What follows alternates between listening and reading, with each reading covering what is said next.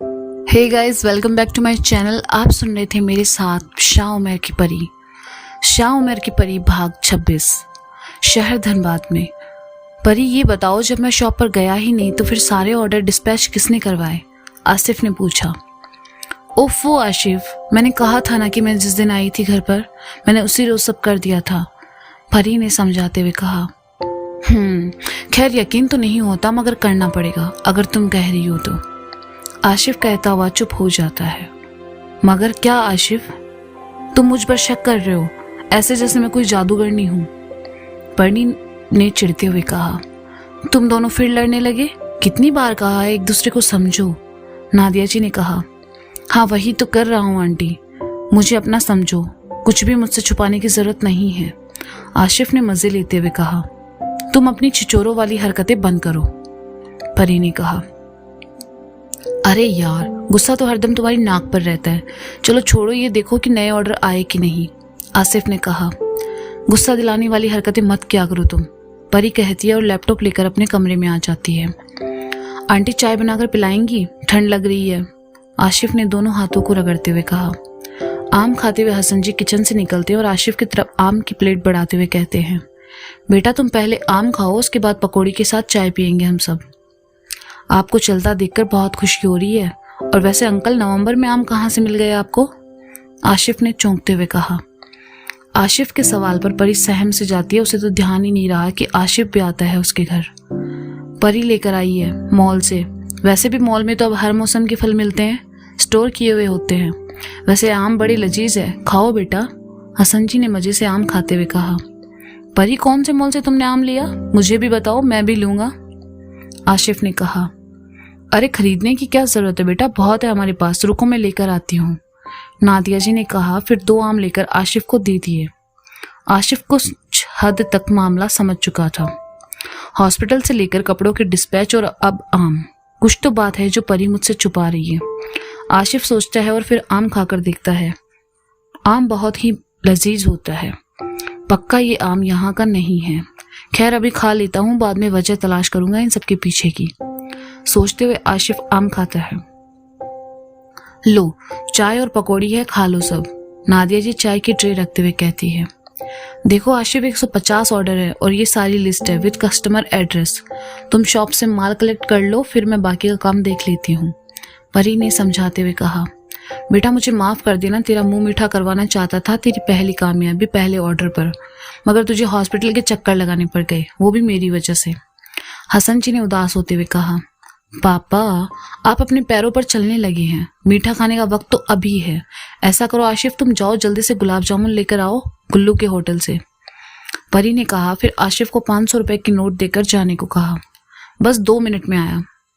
आशिफ उठकर दौड़ते हुए जाता है और गर्मा गर्म गुलाब जामुन लेकर वापस चला आता है। सब साथ में मिलकर हंसी खुशी खाने लगते हैं। तभी परी को नफीसा आवाज देती है।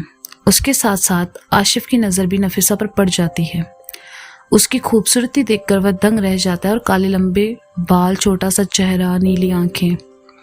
आप लोग खाओ, मैं आती हूँ, परी कहती है। फिर चुपचाप अपने कमरे में आकर दरवाजा अंदर से लॉक कर लेती है। अरे परी, ये प्यारी सी लड़की कौन है, आशिफ ने पूछा। कौन आशिफ, कौन लड़की?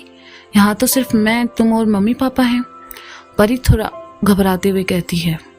नफीसा को जब यह एहसास हो जाता है कि आशिफ उसे देख सकता है तो वह वापस परी के कमरे में चली जाती है।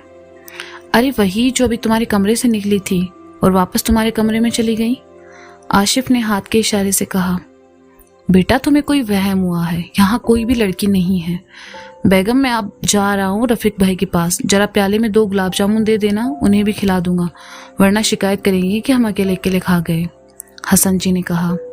परी, मुझे कोई वहम नहीं हुआ है, खैर बाद में इस बात की तह तक तो जाऊंगा मैं, अब मैं जाता हूँ, चले अंकल, आशिफ ने कहा। फिर हसन जी के साथ अपने घर चला गया। मम्मी मुझे बहुत नींद आ रही है, मैं सोने जा रही हूँ, आप प्लीज मुझे उठाना मत, परी ने कहा। मगर बेटा अभी तो बस 8 बज रहे हैं, इतनी जल्दी क्यों सोना है तुम्हें, नादिया जी ने कहा। अरे बेगम, ठंड बढ़ गई है और वैसे भी ठंड के दिनों में जल्दी नींद आती है, जा बेटा जाकर सो जा, हसन जी घर पर आते हुए कहते हैं। खाना तो खा ले, नादिया जी ने कहा। नहीं मम्मी, भूख नहीं है, शाम को ही तो इतना कुछ खाया था मैंने, आप दोनों खा लो, मैं चली सोने, परी ने कहा। परी जब ये सब इत्मीनान से कर लेती है तो उसकी मम्मी पापा अब उसे डिस्टर्ब नहीं करेंगे। तब वो आईने के पास आकर अमायरा और नफीसा को आवाज देती है, भाभी वो लड़का कौन था जिसने मुझे देख लिया था, जबकि मैं तो सबकी नजर से गायब थी। नफीसा ने कहा, वो मेरे मकान मालिक का बेटा है और मेरा दोस्त आसिफ है। नफीसा, ये बात तो मुझे भी खाई जा रही कि उसने तुम्हें कैसे देख लिया। अगर वो तुम्हें देख सकता है तो उसने उमेर को भी देखा है, तभी वो उस दिन मुझसे कॉफी पीने के दौरान पूछ भी रहा था कि मैं किससे बात कर रही थी। परी ने परेशान होते हुए कहा, परी परेशान मत हो, अगर वो किसी तरह की ताकत रखता है तो हम भी कम नहीं हैं। खैर उसके बारे में बाद में सोचेंगे, पहले तुम ये पहन लो, आज ही उमेर भाई लेकर आए हैं तुम्हारे लिए, चलो और उनको सरप्राइज देंगे। अमायरा ने कहा, इतना खूबसूरत गाउन कहीं फिर से उमेर किसी का चुरा कर तो नहीं लाया? परी ने कहा, नहीं, इस बार उन्होंने हम तीनों के लिए बनवाया है, इसे पहनकर हम तीनों शहजादियां लगेंगी। नफीसा ने कहा, वैसे मैं आईने के अंदर कैसे आऊं? परी तैयार होकर कहती है, तुम सब भाई बहनों का हाथ हमेशा गर्म क्यों रहता है? परी ने अमायरा के हाथ को थामते ही हटाते हुए कहा, हाथ ही नहीं अमायरा, हमारा पूरा जिस्म आग की तरह गर्म रहता है। वजह यह है कि हमें खुदा ने आग से बनाया है। अमायरा ने कहा, लो जल्दी पकड़ो मेरा हाथ, हमें जाना भी है। अमायरा अपना हाथ परी की तरफ बढ़ाते हुए कहती है और अमायरा का हाथ पकड़ी परी अगले ही लम्हे में एक दुनिया में से दूसरी दुनिया में चली जाती है। आईने से वो कैसे पार हुई उसे खुद भी पता नहीं चला। दूसरी दुनिया, जाफरान कबीला। फूलों की भीनी खुशबू से मरियम की आंखें खोलती उसे चारों तरफ हरे भरे फूल नजर आते हैं। अपने नरम मुलायम बिस्तर से निकलती है तो सभी उसकी मुलाजिम जिन लड़कियां उसके हर कदम पर फूल डालती है। शहजादी हमाम तैयार है, आप चलकर नहा लें, एक गुलाब जिन जादी ने कहा। तुम चलो, मैं आती हूँ अब्बा से मिलकर, शहजादी मरियम ने कहा। अस्सलाम वालेकुम अब्बा, शहजादी मरियम ने तख्त पर बैठे शहंशाह की तरफ आते हुए कहा। वालेकुम अस्सलाम, जन्मदिन बहुत बहुत मुबारक हो मेरी बच्ची, खुदा तुम्हें आला तकदीर से नवाजे, शहंशाह इरफान अब्बास ने कहा। मेरी तरफ से भी तुम्हें जन्मदिन मुबारक हो मेरी प्यारी बहन, पास बैठे शहजादे इरफान ने कहा। शुक्रिया आप दोनों का, चलिए आप दोनों मेरा तोहफा लाइए, शहजादी मरियम कहते हुए अपने अब्बा के पास बैठ जाती है। यह क्या बात हुई, पहले जाकर तैयार हो जाओ, कुछ ही वक्त में मेहमान आना शुरू हो जाएंगे, जो चाहिए वो शाम में मांग लेना, शहंशाह ने समझाते हुए कहा। ठीक है, जाती हूँ, जन्मदिन पे भी मुझ पर ही हुक्म मनाने पड़ते हैं, शहजादी मरियम कहती है और फिर चली जाती है। अमायरा, नफीसा इधर आओ मेरे कमरे में, उमेर कहते हुए अपने कमरे में जाता है। उसके हाथ में एक बड़ा सा तोहफे वाला थैला होता है। जी उमेर भाई, क्या हुआ, खैरियत तो है ना? अमायरा ने कहा। हाँ सब ठीक है, ये लो तुम दोनों के लिए तोहफा। उमेर ने दोनों को एक एक थैला थमा दिया। उमेर भाई, आप सच में हम लोगों के लिए कपड़े ले आए? नफीसा ने खुश होते हुए कहा। नहीं, ख्वाब है, अब ज्यादा बकवास ना करो, शहजादी का आज जन्मदिन है, तुम दोनों को भी चलना है, जाकर तैयार हो जाओ, शाम होने वाली है। उमेर ने नफीसा को हमेशा की तरह सर पर मारते हुए कहा। उमेर भाई, ये दोनों थैले किस लिए? अमायरा ने पूछा। यह एक मेरे लिए जुब्बा है, शहजादी की दावत में पहनूंगा, उन्होंने तोहफे में दिया है मुझे, और दूसरा तेरी भाभी के लिए तोहफा। उमेर ने थैले से गाउन निकालते हुए कहा। माशाल्लाह, कितना खूबसूरत है उमेर भाई, नफीसा ने आंखें फाड़कर देखते हुए कहा। चल अब नजर मत लगा, तुम दोनों का भी बहुत खूबसूरत है, और यह हनीफ ने बनाया है, मैं रात में आकर परी को दे दूंगा। अभी मेरे पास वक्त नहीं है, मैं नहाकर महल जा रहा हूँ, तुम दोनों भी आ जाना, उमेर कहता है, फिर नहाकर अपने जुब्बा पहनकर महल की ओर निकल जाता है। अमायरा, आप ही उमेर भाई तो चले गए, आपने उन्हें बताया नहीं कि परी भी हमारे साथ जा रही है? नफीसा ने कहा।